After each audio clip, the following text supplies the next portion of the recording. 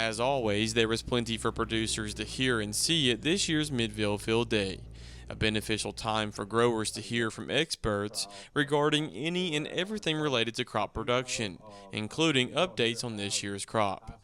According to Extension Cotton Agronomist Camp Hand, this year's cotton crop is looking good despite some challenges early on.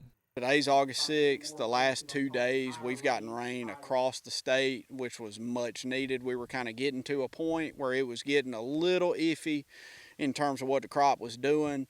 It was getting really dry out there, and so we've gotten rain in the last couple days that I think is going to help us out a lot in terms of helping out with irrigation, kind of catching up on some of that.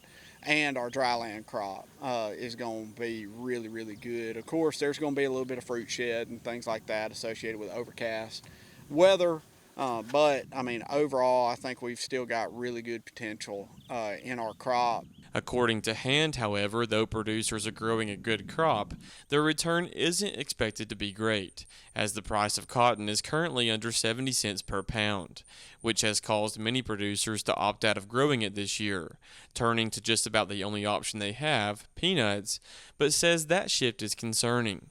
Of course, the reduction in cotton acres affects infrastructure. I mean, it affects gins, it affects warehouses, it affects people that have equipment, and some people have kind of gotten out of the cotton business. And I mean, the reason that Georgia agriculture has been so successful, especially with our major row crops, is because cotton and peanuts just work. They just work together. And we can't have one without the other. We can't rely or gamble on dryland corn every year.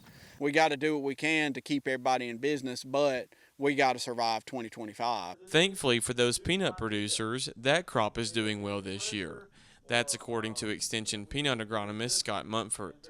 This year we had a more typical planting season. Had a lot of moisture for the most part in April and going into May. The temperatures were good, and we had a little blip a little bit in May where we had some dry weather and had to wait for some rain. But for the most part, we got a majority of our crop planted on time. The crop is looking very well across most of the state. However, this year's crop hasn't been free from challenges.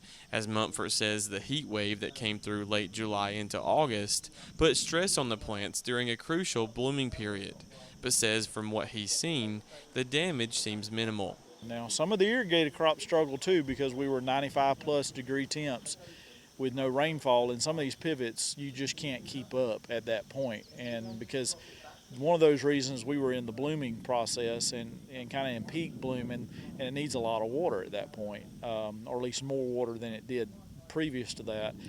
And so we did go through a stress period, but I think it was early enough that I don't think it's going to hurt us right now, or at least at this point we don't seem to be as hurt as we could be. Reporting in Midville for the Farm Monitor, I'm John Holcomb.